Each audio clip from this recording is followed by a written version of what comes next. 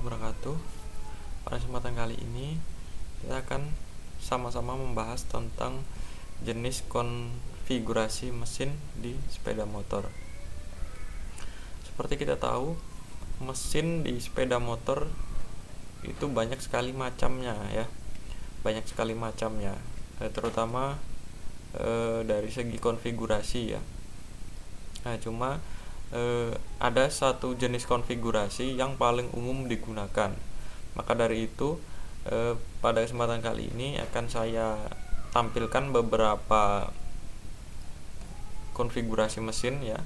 Nanti kalian bisa menilai sendiri konfigurasi mesin mana yang paling cocok digunakan untuk keadaan tertentu. Misalkan digunakan untuk harian, digunakan untuk balap ya, digunakan untuk touring dan lain sebagainya.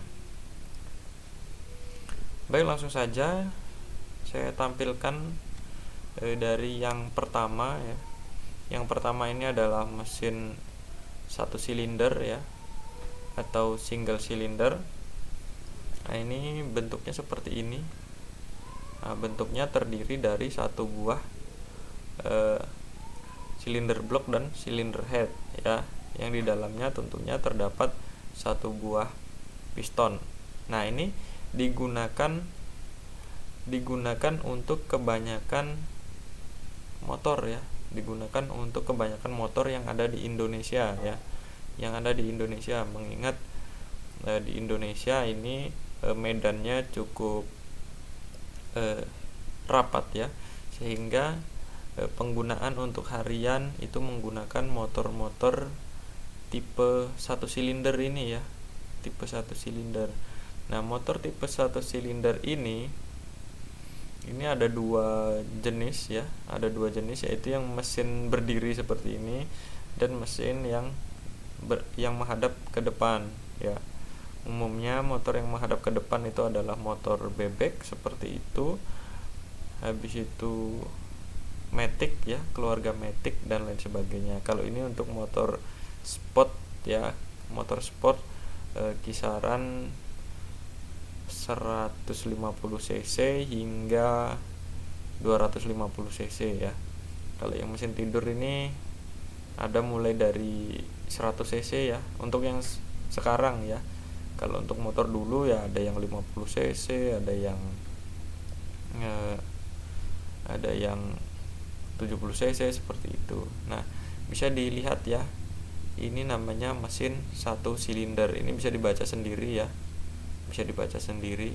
Nah, ini untuk kategori mesin kecil ya, dengan kapasitas cc yang kecil seperti itu, maka diharapkan daya yang dihasilkan tidak terlalu besar, namun cukup digunakan untuk kegiatan atau untuk perjalanan sehari-hari seperti itu. Ini adalah tipe mesin satu silinder. Baik, sampai di sini dipahami ya. Sebelum nanti kita bahas yang slide berikutnya. Kalau masih belum paham, di skip ya, di pause ya, di pause videonya, dibaca bagian pengertiannya ini. Nah, nanti kalau perlu literatur lagi, cari di internet seperti itu. Baik, yang berikutnya mesin tipe inline ya. Mesin tipe inline ini dengan minimal ada 2 silinder ya, minimal. Nah, mesin ini dibuat untuk menjadi solusi strategis bagi konfigurasi mesin dengan ongkos produksi rendah, produksi mudah, namun menawarkan sesuatu yang berbeda dari mesin satu silinder. Artinya dia bisa menawarkan tenaga yang lebih besar ya, karena jumlah silindernya ini 2, cuma dibuat sebaris seperti ini. Inline itu namanya inline ya, sebaris. Inline, line kan bahasa Indonesianya garis ya. Jadi kalau inline itu artinya nanti segaris ya. Nah, ini minimal 2 ya, 2 sampai 4 ya. Yang sering beredar di Indonesia itu ada 2 sampai 4. Ada yang 2 silinder, 3 silinder sampai 4 silinder. Nah, ciri-ciri secara kasat mata Jika dilihat dari luar, yaitu adalah exhaust manifoldnya ini atau pembuangan atau saluran pembuangan dari sisa pembakaran ini mencerminkan jumlah silindernya, atau leher knalpotnya ini mencerminkan dari jumlah silindernya. Biasanya misalkan 4, ya berarti 1, 2, 3, 4. Kalaupun misalkan 3, ya berarti knalpotnya ini kelihatannya 3 seperti itu. Nah, ini tipe sebaris, ini sebaris ya, diperhatikan. Nah, kalau sebaris ini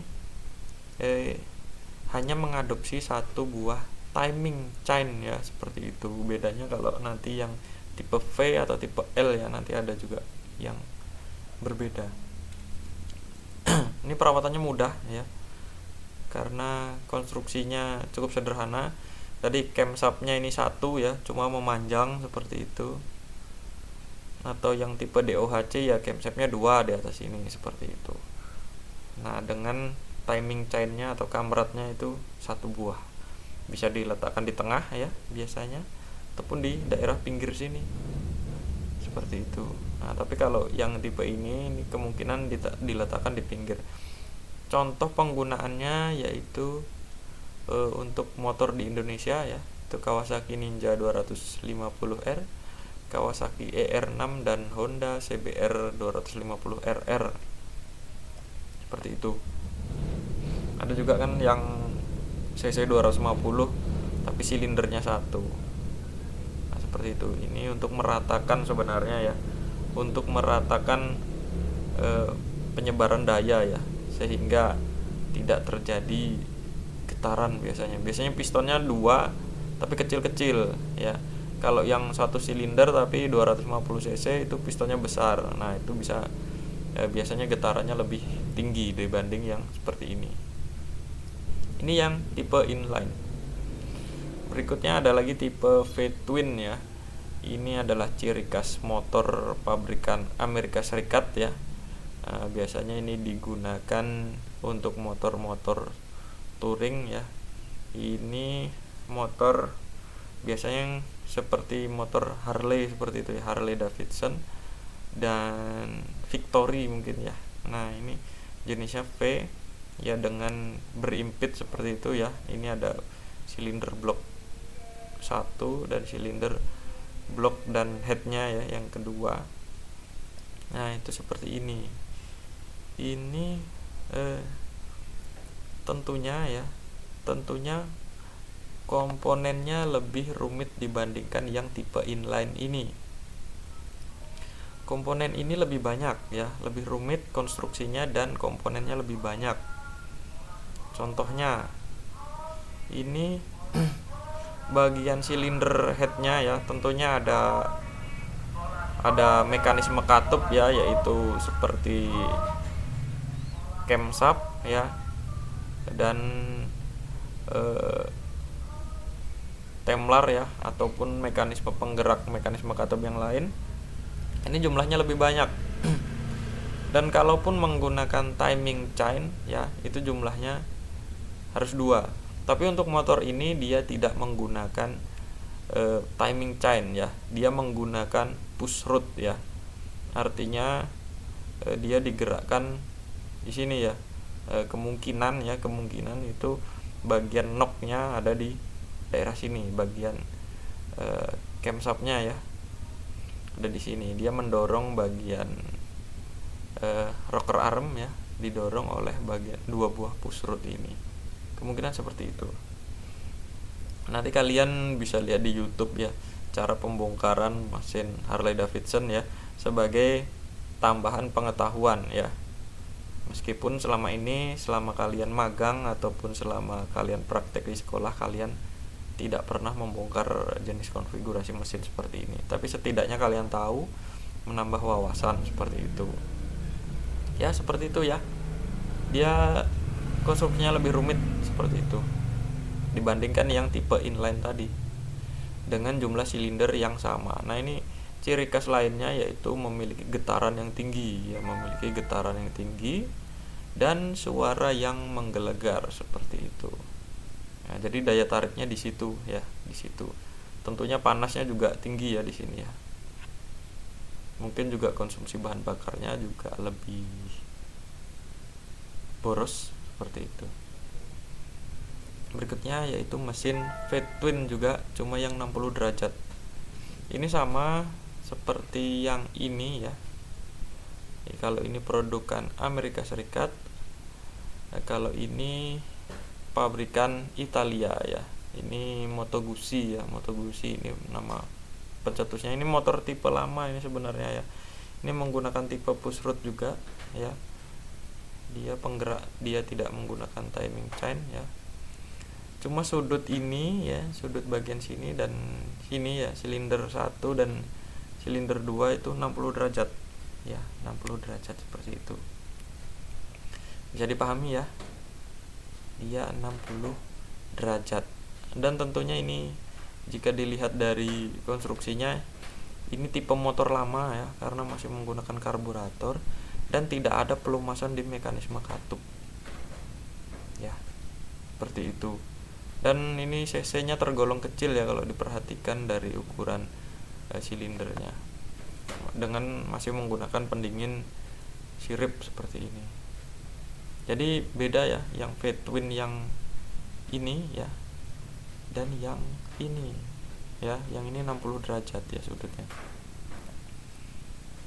Yang berikutnya adalah mesin L-twin. Ini masih sama seperti yang tadi ya, cuma dia menggunakan, jika diperhatikan dia menggunakan mekanisme penggerak katup dengan timing belt ya. Ini sabuk ya, bukan rantai ya, timing belt seperti itu. Dia posisinya L, satunya berdiri ke atas, yang satu menghadap ke depan ya, ke depan, yang satu ke atas. Nah, ini pabrikan yang biasanya menggunakan konstruksi seperti ini atau konfigurasi seperti ini adalah Ducati ya dan Aprilia, yang merupakan pabrikan Italia seperti itu. Baik, diperhatikan ya. Hari ini adalah materi pengenalan ya. Jadi kalian harus tahu minimal ya, karena kalian menggeluti dunia otomotif seperti itu. Nah, yang berikutnya ini mesin boxer ya. Mesin boxer itu seperti ini ya. Ini sudah tipe modern jika diperhatikan ya, tipe yang modern. Ini dia posisi silinder blok dan silinder headnya menyamping ya, menyamping ke kanan dan menyamping ke kiri. Nah, kelebihannya motor ini memiliki tenaga di putaran bawah yang lembut ya, sehingga ketika kalian menggunakan motor ini serasa menggunakan mobil ya, karena penyebaran dayanya itu merata ya, penyebaran dayanya merata. Ini digunakan oleh atau dikembangkan oleh pabrikan BMW ya, BMW Eropa ya. Nah, ini basisnya seperti mengadopsi konfigurasi mesin dari pesawat terbang. Kalau pesawat terbang kan konfigurasinya biasanya radial engine ya, dia keliling seperti ini, sini ya. Nah, cari di YouTube ataupun internet radial engine seperti itu ya, radial engine. Di sini tidak saya tampilkan radial engine karena kita membahas tentang sepeda motor ya, dan radial engine itu tidak ada di sepeda motor kecuali yang modifikasi. Banyak yang modifikasi sepeda motor dengan radial engine. Di Indonesia ada pengembang radial engine yaitu Pesico Engine. Nah, itu diperhatikan, itu membuat radial engine dari Honda Tiger ya, dengan 5 silinder. Jadi berputar seperti ini ya, bentuknya keliling seperti itu, silinder blok dan silinder headnya itu 5 buah silinder dengan kapasitas masing-masing 200 cc, sehingga cc total motor itu 1000 cc seperti itu, dan sudah memenangkan kontes di Jepang ya, di Jepang. kalian bisa nanti kunjungi di YouTube resminya ya, Psycho Engine namanya. Berikutnya adalah mesin V4 ya. Umumnya mesin ini digunakan untuk motor balap ya, sebut saja Honda RC213V, Suzuki GSX-R, dan sebagian besar motor CRT ya. Motor CRT itu apa? Motor CRT itu bukan pabrikan ya, bukan pabrikan. Dia hanya sebuah prototype ya, yang dibuat oleh para pengembang ya, penggila riset seperti itu, penggila penelitian seperti itu. Nah, ini kalau mesin CRT ini ada dua buah konfigurasi. Yang pertama mesin V4 ya. Ini inline ya, di inline 1 2 ya. 1 2 ini di inline, baru nanti di V kan ya. Nah, seperti itu. Ini 4 silinder. Nah, umumnya motor seperti itu, baik yang digunakan untuk motor GP mungkin ya. Nah, itu seperti ini juga. Baik, sekian dan terima kasih. Semoga sharing dan pembelajaran kita hari ini bermanfaat ya. Videonya diulang-ulang. Cari literatur juga sebanyak mungkin di internet tentang konfigurasi mesin ya. Dan terus belajar, karena otomotif itu adalah kemampuan praktek ya. Jadi belajarnya dengan teori ya, supaya ketika praktek tidak asal-asalan, dan praktek harus diperbanyak seperti itu. Jadi mumpung kalian di rumah ya, ada motor yang kurang baik, ada motor yang rusak, tolong diperbaiki, diotak-atik ya. Jangan takut rusak, karena kalian sudah memiliki ilmunya ya, dan kalian sudah tahu caranya menggali informasi. Sekarang ada internet, ada YouTube ya. Silahkan kembangkan ya kemampuan kalian dari segi praktek ya, di rumah ya, di rumah. Sekian dan terima kasih. Wassalamualaikum warahmatullahi wabarakatuh.